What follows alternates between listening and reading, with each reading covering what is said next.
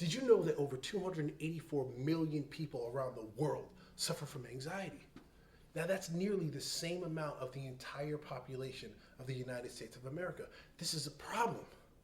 But look, don't worry, because you're in the right place. Today, in this video, I'm going to share a couple of techniques that if you apply them, you will be able to lower your anxiety within minutes.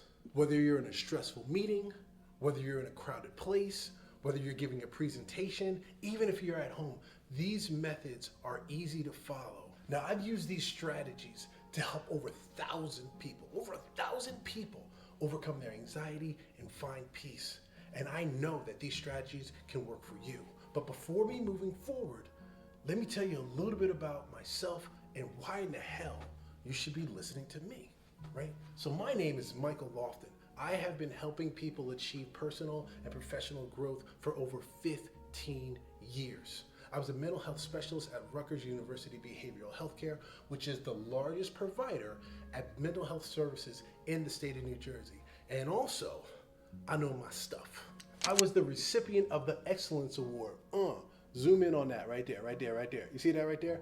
Bah, yeah boy, right? I was the recipient of this Excellence Award. And if you look, it's in 2011. Now, a lot of the producers, the content creators on YouTube, in 2011, they were in grade school. I was on the grind, so I know my stuff. I've been doing this for a while. That's why I've been able to help over 1,000 people manage their anxiety. I have literally helped everyone, from young kids to senior citizens. And they've overcome things like OCD, depression, bipolar disorder, right? 1 and 2. These are techniques and skills that are evidence-based and they work. That's why I know that they're going to work for you, right? I've helped over 1,000 people deal with these struggles. And now it's your turn. I can't wait to bring this to you. So if you give me 10 minutes of your time, then you won't be having a problem with this anxiety concern anymore. Let's go. Now let's start by talking about it. What is anxiety? Now, according to Dr. Aaron Beck, he's the father of CBT, cognitive behavioral therapy, which is what we're going to be using in these tools and methods, right? He described anxiety as, anxiety is a mental state that arises from the distorted thinking patterns focused on overestimating danger and underestimating our ability to cope with said danger. Now, I love this description for 3 reasons. Let's get to the number 1 reason why I love this description, right, of anxiety. Number 1, because I'm a hope dealer. I deal in hope, that's what I do, right? And this description allows us to adopt the mindset of the 10-90, right? Life is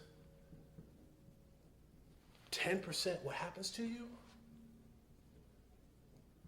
90% what you do about it.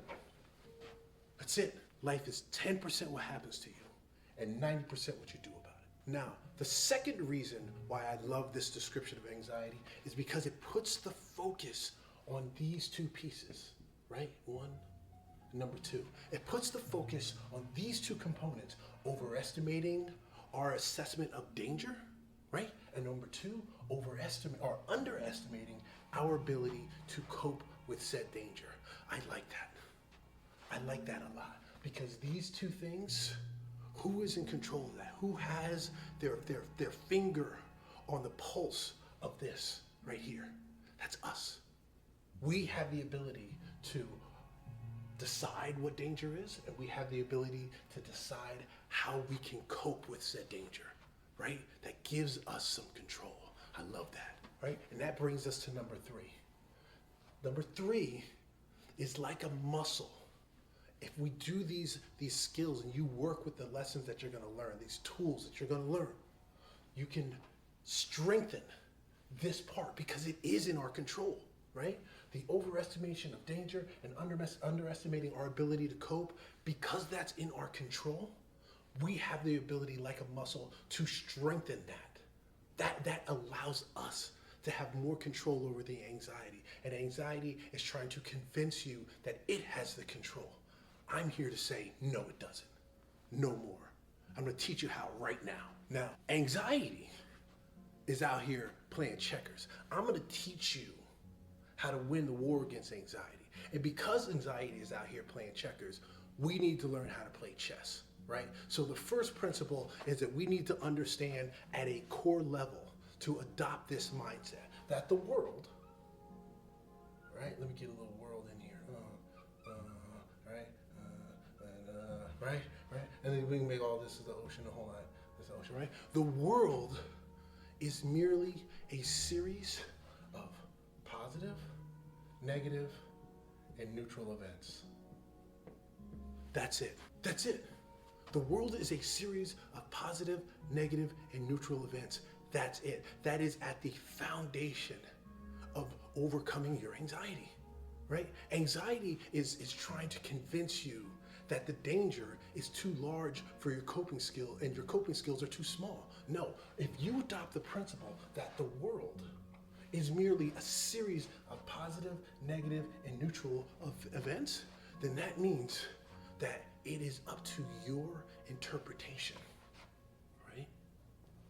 It becomes how you see the world. You get to choose. You get to choose. You get, should I hit him with the Frankl? I need to hit y'all with the Frankl. Let me hit y'all with the Frankl right quick. Viktor Frankl, the author of Man's Search for Meaning, Holocaust survivor, he created something that was so beautiful, right? So beautiful. Viktor Frankl created this perspective, this belief that in between, right, stimulus and response is a space, right?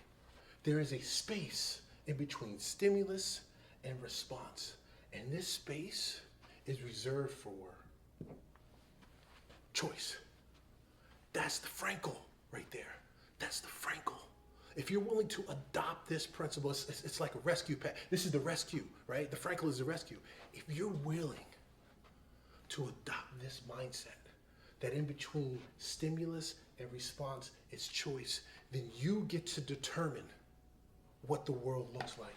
You get to determine, right, the positive, negative, or neutral events. That's first and foremost, right? In between stimulus and response is a choice.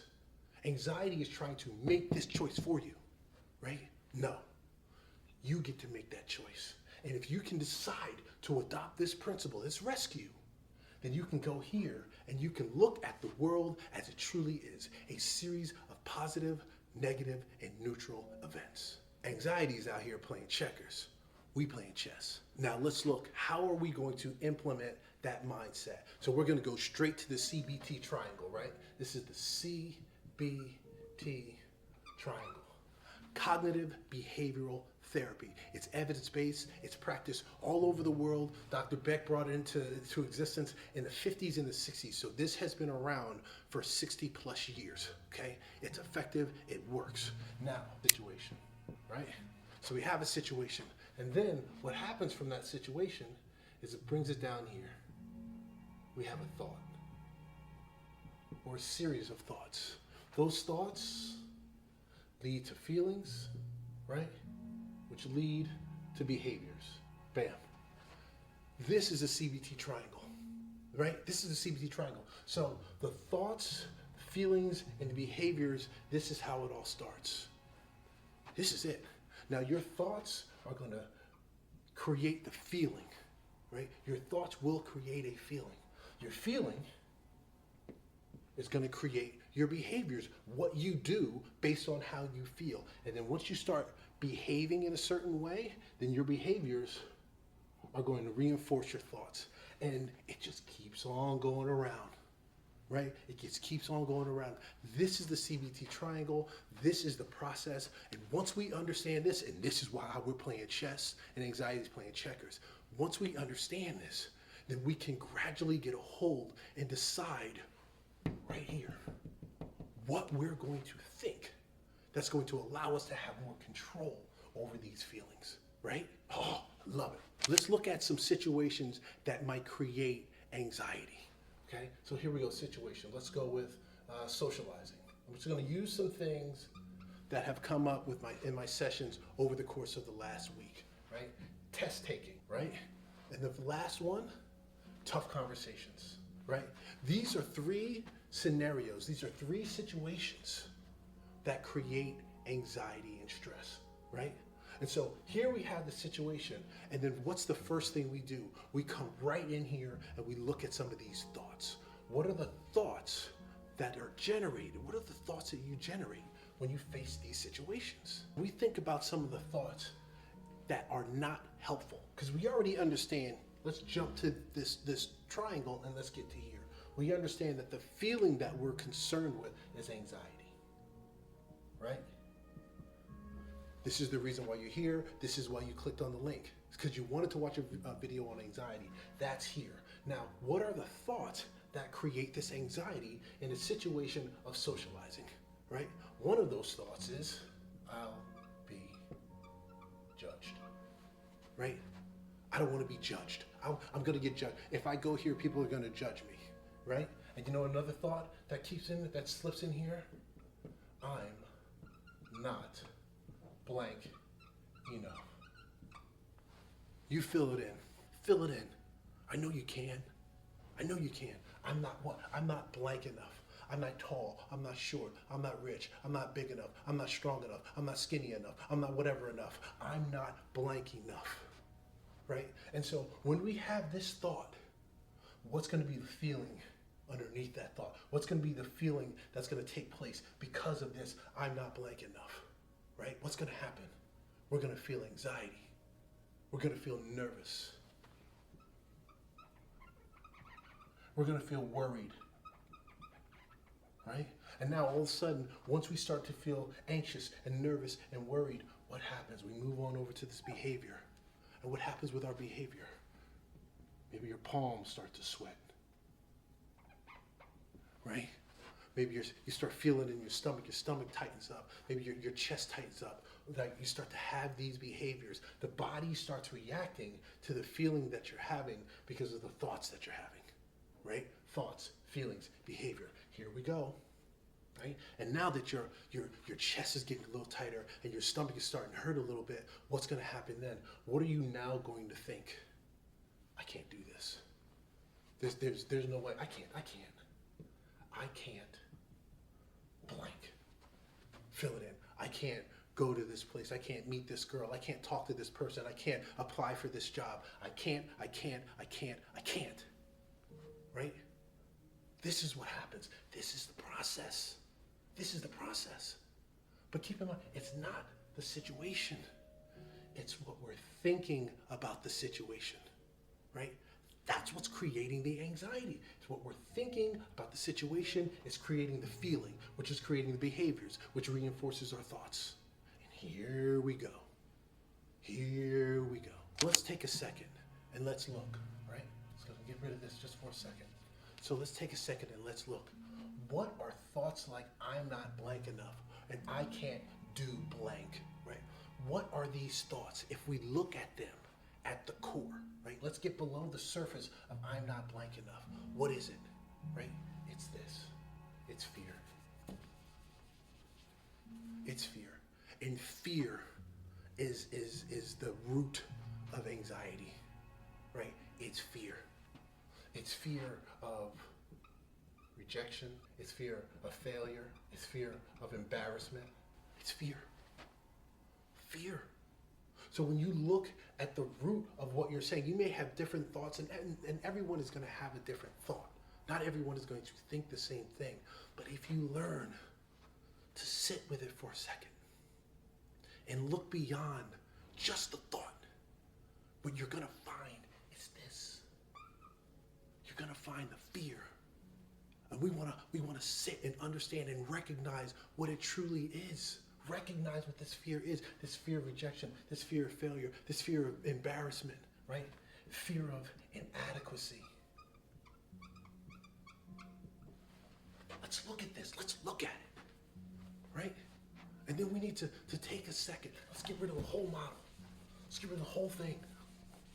Let's get rid of all of it, right? Let's get rid of all of it. And let's understand what anxiety is. Anxiety a protector. That's it. Anxiety is trying to protect you from your fear. And it thinks it's serving you. But it's not. It's not serving you. But anxiety doesn't know that.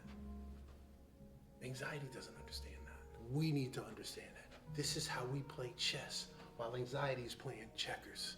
It's thinking, I'm going to simply create enough doubt and then I will keep my person safe. That's checkers.